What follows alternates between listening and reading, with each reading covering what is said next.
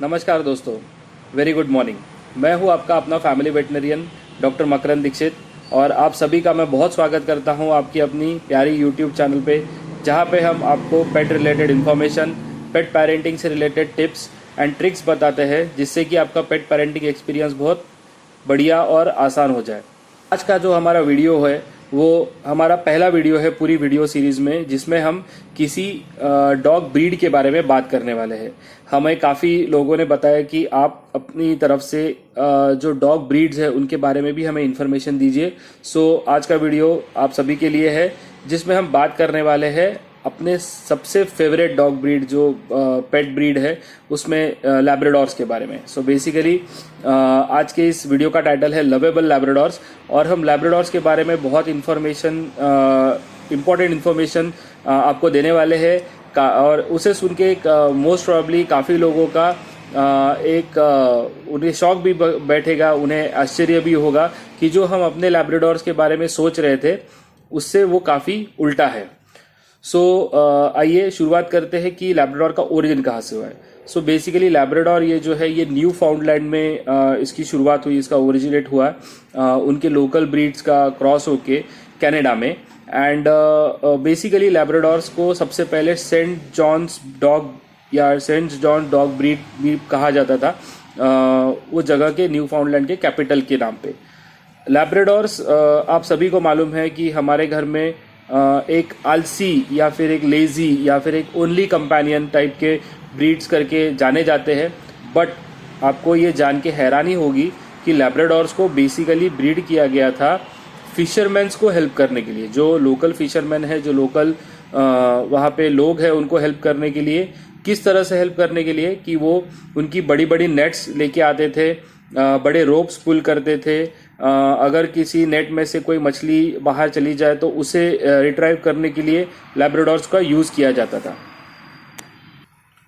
So basically जो common धारणा है कि लैब्राडोर्स जो है वो बहुत आलसी होते हैं, they are only companion breeds and they are not good for work. But Labradors का ओरिजिन जो हुआ था वो वर्क के लिए हुआ था। बेसिकली लैब्राडोर वर्किंग ब्रीड या स्पोर्ट ब्रीड में आते हैं। सो आपने ये ध्यान में रखना चाहिए। अभी जनरली लैब्राडोर की जो हाइट होनी चाहिए वो basically 21 to 24 inch at the shoulder point होती है। थोड़े बहुत एक्सेप्शंस भी होते हैं। वेट जो होता है वो 25 to 35 kgs के आसपास होना चाहिए, that is considered as an ideal weight. But कुछ डॉग्स का थोड़ा ज़्यादा भी होता है। लाइफ स्पैन जो होता है वो बेसिकली 10 to 12 या 13 ईयर्स के आसपास कंसिडर किया जाता है। अभी इसके बाद में मैं आपको लैब्राडोर्स के बारे में कुछ स्पेशलिटी बताऊंगा। 5 इंपॉर्टेंट स्पेशलिटीज़ जो लैब्राडोर्स में होती है। तो आइए चलते हैं लैब्राडोर्स की स्पेशलिटीज़ के बारे में देखते हैं। सबसे हम करेंगे वो है लैब्राडोर्स के कोट के बारे में, स्किन कोट के बारे में। बेसिकली लैब्राडोर्स में 2 लेयर का स्किन कोट होता है जो उन्हें ठंड से बचाता है और पानी में भीगने से भी बचाता है। जैसे कि मैंने कहा कि लैब्राडोर्स को फिशरमैन की हेल्प करने के लिए ब्रीड किया गया था, तो definitely they are very good swimmers. और उनको ठंडी से और पानी से बचाने के लिए उनके कोट में स्पेशलिटी ये है कि वो 2 लेयर्ड का होता है। लैब्राडोर जो होते हैं वो बेसिकली अच्छे हंटर्स भी होते हैं। एंड उनका कोट जो है वो बेसिकली 3 डिफॉल्ट कलर्स में आता है। One is chocolate, black and yellow. So basically fawn colour जिसे कहते हैं। तो black and fawn are mostly very common, and chocolate colour Labrador जो होते हैं वो थोड़े रेयर होते हैं। नेक्स्ट इंपॉर्टेंट स्पेशलिटी जो लैब्राडोर्स में है उनके पॉज के बारे में। उनके पॉज जो होते हैं वो बेसिकली वेब्ड होते हैं, वेब्ड टोज होते हैं लैब्राडोर्स में, जिसकी वजह से वो स्विमिंग करने में उनको बहुत आसानी होती है। पानी के अंदर वो अपने डिजिट्स को फैला लेते हैं और उसे एक चप्पू या पेडल की तरह यूज़ करते हैं और बहुत अच्छी तरह से वो स्विम कर सकते हैं। फिर उनकी जो टेल होती है, अगर आपने ऑब्जर्व किया होगा कि उनकी टेल बहुत जाड़ी होती है, it is thick and a bit what you can say long. तो उसे एक ऑटर टेल लाइक कहते हैं। ऑटर करके एक प्राणी होता है। तो ऑटर टेल जो होती है वो बेसिकली उन्हें स्विमिंग करने में बहुत मददगार साबित होती है। स्विमिंग करते वक्त स्पेशली डायरेक्शन चेंज करने के लिए बहुत मददगार साबित होती है। लैब्राडोर्स ओनर्स जो है वो काफ़ी बार आपको एक्सपीरियंस आया होगा कि आपके लैब्राडोर कभी कभी अगर गुस्सा भी हो जाता है तो ओनर का हाथ पकड़ता है, लेकिन वो आपको काटता नहीं है, आपको दांत नहीं लगते हैं। सो लैब्राडोर्स में एक स्पेशल ट्रेट है जिसे कि हम सॉफ्ट माउथ कहते हैं। सो सॉफ्ट माउथ क्या होता है कि उसकी जो बाइट फोर्स है वो इतनी प्रिसाइजली वो कंट्रोल कर सकता है कि ऐसा कहते हैं कि वो एक अंडा भी अपने मुंह में उसे क्रैक किए बिना कैरी कर सकता है। So basically he has a perfect control on his bite force, उसे कहते हैं सॉफ्ट माउथ। एंड थर्ड जो है फिफ्थ जो है वो सभी को मालूम है कि these breeds are very intelligent. वो बहुत आसानी से चीज़ें सीखते हैं, वो मूड को सेंस कर सकते हैं, वो ओनर के मूड ये के ऊपर रिएक्शन देते हैं and they can learn things very wonderfully, और ह्यूमन इमोशंस को भी वो एग्जिबिट करते हैं। अब बात करते हैं लैब्राडोर्स के नेचर और एडेप्टेबिलिटी के बारे में। सो बेसिकली लैब्राडोर जैसे सभी को मालूम है बहुत फ्रेंडली होते हैं, बहुत अडॉप्टेबल होते हैं, वो फ्लैट्स में भी इजीली अडॉप्ट हो जाते हैं, घर में भी इजीली अडॉप्ट हो जाते हैं। वो सारे एज ग्रुप के लोगों के साथ में बहुत अच्छा बिहेव करते हैं, चाहे वो ओल्ड एज हो या छोटे बच्चे हो, उनके साथ में उनका बिहेवियर बहुत अच्छा एडजस्टेबल होता है। एंड लेकिन लैब्राडोर्स जैसे कि मैंने कहा कि स्पोर्टिंग ब्रीड है तो उनमें एनर्जी बहुत ज़्यादा होती है। सो उनको बचपन से ही अगर आपने ट्रेनिंग दिया उनकी एनर्जी कंट्रोल करने के लिए, तो ही वो बेस्ट ट्रेन डॉग्स रहेंगे जो कि सारे एज ग्रुप और सारे लोगों से एडजस्टेबल रहेंगे। लैब्राडोर की इसी खासियत की वजह से उन्हें थेरेपी डॉग्स करके भी बहुत एक्सटेंसिवली यूज़ किया जाता है, जैसे कि हॉस्पिटल्स में या एल्डरली लोगों के पास में उनका स्ट्रेस दूर करने के लिए उन्हें थेरेपी डॉग्स के लिए यूज़ किया जाता है। लैब्राडोर्स को कंपेनियन ब्रीड की तरह से बहुत अच्छी तरह से यूज़ किया जा सकता है, लेकिन उन्हें वॉच डॉग या गार्ड डॉग की तरह से यूज़ डेफिनेटली ना करें, वो डेफिनेटली गार्ड डॉग्स नहीं है। लैब्राडोर्स काफ़ी बार ऐसा हो सकता है कि वो एक आधे चोर को आपके साथ में घर में लेके आए और सब चीज़ दिखा दे। सो बेसिकली उन्हें they are not watch dogs, they are not guard dogs, तो उनसे इस तरह का बिहेवियर भी एक्सपेक्ट ना करें। अभी नेक्स्ट चीज़ जो सारे लैब्राडोर के ओनर्स मुझसे रिलेट कर सकेंगे या फिर जिन्होंने लैब्राडोर्स को कभी भी पाला है आज तक या कभी देखा है, ऑब्जर्व किया है क्लोजली, तो मुझसे रिलेट करेंगे कि लैब्राडोर्स हमेशा भूखे होते हैं। Why are Labradors always hungry?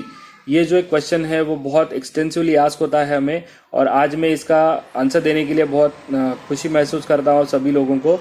2016 में यूनिवर्सिटी ऑफ कैम्ब्रिज जो है उसमें एक रिसर्च उन्होंने दिया था कि जो लैब्राडोर्स की भूख है जो कभी नहीं मिटती है, इनसैटिस्फाइबल हंगर जो उसे कहते हैं, उसका रीज़न एक है कि उसमें एक जीन है POMC जीन करके, जिसकी वजह से जो केमिकल मैसेंजर्स होते हैं दिमाग को जो जाते हैं कि जो बताते हैं कि लैब्राडोर को कि भैया अपना पेट भर गया है अभी, वो जीन एक्चुअली चेंज हो गए हैं किसी रीज़न की वजह से, एंड इसीलिए उनको पता नहीं चलता है कि अपना पेट कितना भरा है। सो मैं हमेशा ओनर्स को कहता हूँ, पेट पेरेंट को कहता हूँ कि ये आपकी रिस्पॉन्सिबिलिटी है आपके लैब्राडोर की प्रॉपर फीडिंग या डाइट को ध्यान में रखना, उसे मॉनिटर करना ताकि वो ओबीज ना हो जाए, उन्हें न्यूट्रिशन प्रॉपर मिले ताकि लैक ऑफ न्यूट्रिशन की वजह से इश्यूज़ बाद में खड़े ना हो। ठीक है, अभी जो उनका डाइट है, डाइट के बारे में मैंने काफ़ी वीडियोस हमारे यूट्यूब चैनल पे दिए हुए हैं, तो आप उनको भी रेफ़र कर सकते हैं।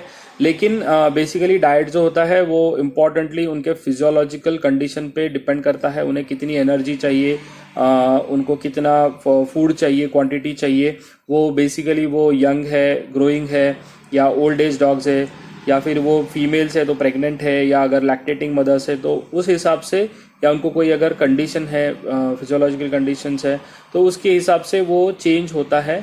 तो आपने आपके वेटनरी डॉक्टर की सलाह ज़रूर लेनी चाहिए अपने लैब्राडोर को फीड करते वक्त, ताकि उसे न्यूट्रिशनल डेफिशिएंसीज या न्यूट्रिशनल इश्यूज़ ना हो।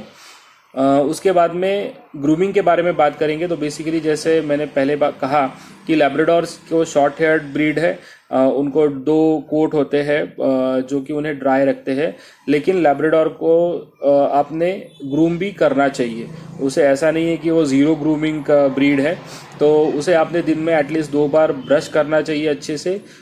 उसके स्पेशल ब्रश आते हैं, वो आप उनसे ब्रश कीजिए। एंड वो साल में 2 बार लैब्राडोर्स शेड करते हैं नेचुरली, जबकि सीज़न चेंज होता है तो पुराने बाल जाके नए बाल आते हैं। फिर जो एक कॉमन कंसेप्ट लोगों के दिमाग में है कि ग्रूमिंग यानी पूरी तरीके से शेव कर देना, या काफ़ी सो कॉल्ड ग्रूमर्स जो होते हैं वो भी क्या करते हैं कि आप जैसे डॉग को लेके जाए, गर्मी हो रही है स्पेशली इन द विंटर रेनी अपना समर सीजन, वो लोग क्या करते हैं कि पूरा डॉग को शेव कर देते हैं। तो ऐसा कभी भी ये गलती मत कीजिएगा। Be an awared pet owner, pet parent, because अगर आप आपके डॉग का अंडर कोट या जो छोटा कोट होता है उसे भी अगर काट देंगे तो उनकी स्किन जो होती है वो अल्ट्रावायलेट रेस को एक्सपोज हो जाती है और स्किन इश्यूज फिर बाद में शुरू हो जाते हैं। उसी तरीके से अगर आप अपने डॉग को किसी ग्रूमर के पास लेके जाते हैं ग्रूमिंग कराने के लिए, तो आप ये डेफिनेटली इंश्योर कीजिए कि उसके जो इक्विपमेंट्स है वो प्रॉपरली क्लीन्ड है, प्रॉपरली स्टरलाइज्ड है, एक डॉग का इन्फेक्शन दूसरे डॉग को ट्रांसफर नहीं हो रहा है वहाँ पे, and you have to be very careful and watchful about this.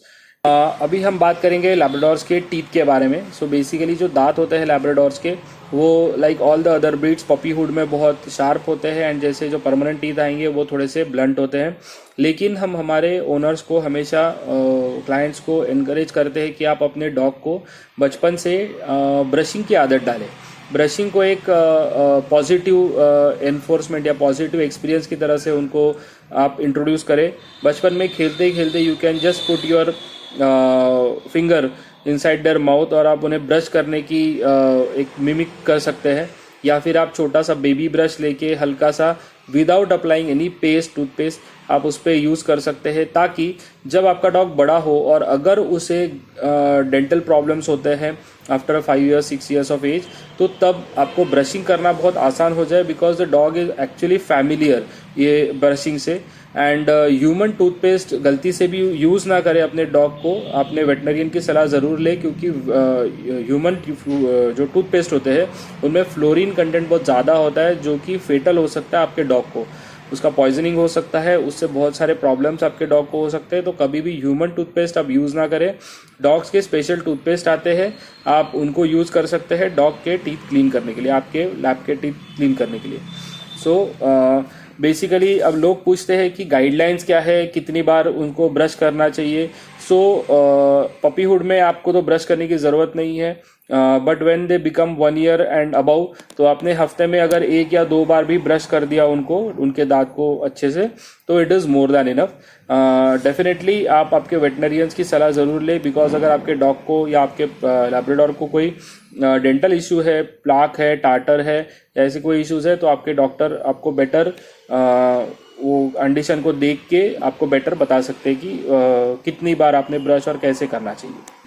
अभी बात करते हैं नेल्स की। जैसे सारे डॉग्स के नेल्स बढ़ते हैं वैसे ही आपके लैब्राडोर्स के भी नेल्स बढ़ेंगे, लेकिन नेल्स जो होते हैं वो नेचुरली फाइल होते हैं। अगर आपका डॉग थोड़ा रफ फ्लोर पे एक्सरसाइज कर रहा है या खेल रहा है या दौड़ रहा है, तो आपको ज़्यादा चिंता करने की ज़रूरत नहीं है, वो नेचुरल है। लेकिन अगर बिकॉज किसी रीज़न से आपके डॉग के नेल्स बहुत ज़्यादा बढ़ रहे हैं, आपको वो ज़मीन पे चलते हुए उसकी आवाज़ आ रही है, उसे चलने में तकलीफ हो रही है, या फिर बिकॉज ऑफ नेल्स कोई इश्यूज जैसे वुंड क्रिएट हो रहे हैं, तो आपने डेफिनेटली अपने वेटनरी डॉक्टर के पास इमीडिएटली उसे लेके जाना चाहिए एंड वेटनरी गाइडेंस के अंडर ही नेल कटिंग करना चाहिए। या फिर अगर you are an enthusiastic pet parent, तो आप बचपन में ही अपने डॉक्टर से ये सीख ले कि नेल कटिंग कैसे करते हैं डॉग्स का, एंड उस हिसाब से ही करेंगे। बिकॉज डॉग्स के नेल्स में ह्यूमंस की तरह एक लिमिट नहीं आ जाती है, उनके जो नसें रहती है वो बढ़ती रहती है। सो अगर थोड़ा ज़्यादा नेल कट हो गया तो ब्लीडिंग होने की संभावना होती है। दो the bleeding is very small, but उसमें पेन बहुत ज़्यादा होता है डॉग को, और डॉग काफ़ी बार नेल कटिंग को एक बैड एक्सपीरियंस की तरह से एसोसिएट कर लेता है, जिसकी वजह से वो बाद में आपको नेल कटिंग नहीं करने देता। सो नेल्स कट करते वक्त बहुत सावधान रहिए, या फिर आप अपने वेटनरी डॉक्टर के पास में जाके या प्रॉपर जो अच्छे ग्रूमर्स हैं उनके पास जाके नेल कटिंग अपने डॉग का करवा सकते हैं। अभी ईयर्स जो होते हैं बेसिकली आपने देखा होगा कि लैब्राडोर्स के ईयर्स थोड़े से फोल्डेड होते हैं, पूरे स्ट्रेट नहीं होते। तो बेसिकली ईयर्स के लिए, ईयर हेल्थ को रखने के लिए अच्छे से हम हमारे क्लाइंट्स को हमेशा सजेस्ट करते हैं कि आप वंस इन 15 days आपके डॉग के ईयर को घर पे हल्का चेक करें। उसमें ईयर क्लीनर्स आते हैं, वेटनरी रिकमेंडेड ईयर क्लीनर्स है, उनका आप इस्तेमाल करें। अपने वेटनरी डॉक्टर को आप पूछें इनके बारे में, वो आपको ज़रूर हेल्प करेंगे। एंड एवरी 15 डेज अगर आप ईयर क्लीनर आपके डॉग के कान में डालते हैं और उसे हल्का ऊपर से ही क्लीन करते हैं तो कोई जनरली इश्यूज आगे बढ़ते नहीं है। लेकिन अगर आपको ऐसा लगता है कि कान में से आपके डॉग के बैड ओडर बहुत ज़्यादा आ रहा है या पस आ रहा है या बहुत ज़्यादा वैक्स निकल रहा है तो डेफिनेटली अपने वेटनरी डॉक्टर के पास उसे लेके जाए, उनकी सलाह ले, उनसे ट्रीटमेंट कराए, बिकॉज वो आगे बढ़ के बड़े इश्यूज कॉज कर सकता है, ओटाइटिस कॉज कर सकता है, फिर उसे कंट्रोल करना मुश्किल हो जाता है। अभी हमने देखा कि ग्रूमिंग बेसिकली कैसे करते हैं और इम्पॉर्टेंट डॉग के जो मेंटेनेंस टिप्स है वो मैंने आपको बताया लैब्राडोर्स के बारे में। अभी हम बात करेंगे कि जनरल हेल्थ कंडीशंस क्या होती है लैब्राडोर में, आपने जिसके बारे में सजग रहना चाहिए, अवेयर रहना चाहिए। So first is hip dysplasia, hip या एल्बो डिस्प्लासिया। डिस्प्लासिया बोले तो जो बोन का स्ट्रक्चर या जॉइंट का स्ट्रक्चर होता है वो थोड़ा सा डिसप्रपोर्शनेट या फिर थोड़ा सा वो जगह से हिल जाता है बोन, इसकी वजह से वहाँ पे गैप जो है वो थोड़ी सी बढ़ जाती है। सो आपके डॉग के चलने में आपके डॉग को एक्सपीरियंस होगा थोड़ा सा पेन या फिर उसका मूवमेंट उतना स्विफ्ट नहीं रहेगा। काफ़ी बार आपको एक टिपिकल हिप डिस्प्लासिया का वॉक जो होता है वो आपके डॉक्टर को पता चल जाता है। तो बेसिकली ये जो होता है इसका रीज़न फर्स्ट इज़ ओवरवेट। सो आपके डॉग का फूड आपको बहुत अच्छे से रेगुलेट करना है ताकि वो आपका डॉग ओवरवेट ना हो, जिससे कि हिप्स पे प्रेशर ना पड़े वेट की वजह से एंड डिस्प्लासिया ना हो। सेकेंडली हम रेकमेंड करते हैं कि हिप स्कोर्स जो होते हैं, basically it's a scientific method, कि वो पहले होने चाहिए ब्रीडिंग के पहले, ताकि ये मदर से या जो पेरेंट्स है उनकी फैमिली से, उनके जीन से वो ना आए। सेकंड आते हैं आई प्रॉब्लम्स। सो अभी बेसिकली लैब्राडोर्स में जो होता है वो कुछ आई प्रॉब्लम्स है वो जेनेटिकली इनहेरिट हो सकते हैं एंड उन्हें ब्रीड करने के पहले बहुत सिलेक्टिवली एलिमिनेट करना पड़ता है। सो मैं कुछ आई प्रॉब्लम्स के आपको नाम बताता हूँ, जैसे कि प्रोग्रेसिव रेटिनल एट्रोफी हो गया, जो कैटरैक्ट्स है, मोतियाबिंदु वो होते हैं। कॉर्नियल डिस्ट्रोफी एक कॉमन प्रॉब्लम है, आई प्रॉब्लम है लैब्राडोर्स में, जो कि काफ़ी बार देखा जाता है। एंड रेटिनल डिस्प्लासिया या रेटिना का डिस्प्लासिया जो होता है ये भी बहुत कॉमनली ऑब्जर्व किया जाता है। सो आपने जो अपना डॉग लेना है वो अच्छे ब्रीडर से ही लीजिए, रजिस्टर्ड ब्रीडर से लीजिए, ये हमारी आपको सलाह रहेगी। हेरिडिटरी मायोपैथी भी होता है, बेसिकली ये मसल का प्रॉब्लम होता है, तो ये इनहेरिटेड रहता है, लेकिन ये बहुत रेयरली देखा जाता है। और सबसे ज़्यादा हेल्थ कंडीशन, एक हेल्थ प्रॉब्लम जिससे जो लैब्राडोर को हो सकता है वो है ओबेसिटी। सो बेसिकली ओबेसिटी के लिए जो है वो मेनली प्रॉपर न्यूट्रिशन उनका होना, या जैसे मैंने आपको बताया कि लैब्राडोर्स क्यों हंग्री होते हैं, तो वो जेनेटिक इशू जो है वो भी लैब्राडोर्स के ओबीज होने के लिए ज़्यादा व्हाट यू कैन से एक रीज़न बनता है। लेकिन आपने अपने डॉग का अगर वेट वॉच करना है प्रॉपरली तो उसको प्रॉपर न्यूट्रिशन और प्रॉपर एक्सरसाइज दोनों ही देना है। आप ओबेसिटी के बारे में अगर ज़्यादा जानना चाहते हैं कि आपका डॉग, आपका लैब्राडोर कैसा ज़्यादा ओवरवेट है या ओबीस है, या आप कैसे पता करें घर में, तो हमारा एक वीडियो है ओबेसिटी के ऊपर, वो आप चेक कर सकते हैं हमारे यूट्यूब चैनल पे। और नेक्स्ट जो इम्पोर्टेंट पार्ट है, जो वैक्सीनेशन एंड डीवर्मिंग होते हैं, वो एज पर स्टैंडर्ड्स आपके लैब्राडोर को आपने देना चाहिए। इसके बारे में भी बहुत डिटेल में हमने एक वीडियो बनाए हुए हैं वैक्सीनेशन के ऊपर और डीवर्मिंग के ऊपर, तो आप वो भी जाके चेक कर सकते हैं हमारे यूट्यूब चैनल पे। आपने ज़रूर जाके चेक करना चाहिए, because you will get a very good idea कि क्यों वैक्सीनेशन और डीवर्मिंग करते हैं, क्यों इम्पॉर्टेंट है, और उसके नहीं करने से इल इफेक्ट क्या क्या हो सकते हैं।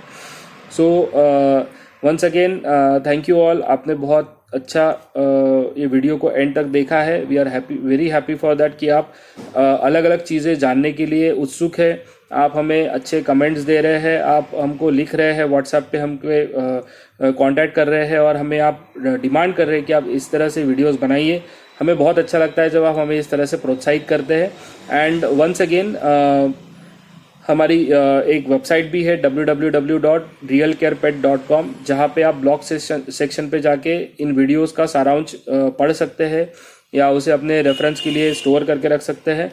एंड उसमें एक शॉप सेक्शन भी है जहाँ पे आप पेट रिलेटेड चीज़ें बहुत अच्छी कीमत पे, डिस्काउंटेड प्राइजेस पे आप खरीद सकते हैं। So once again thank you all.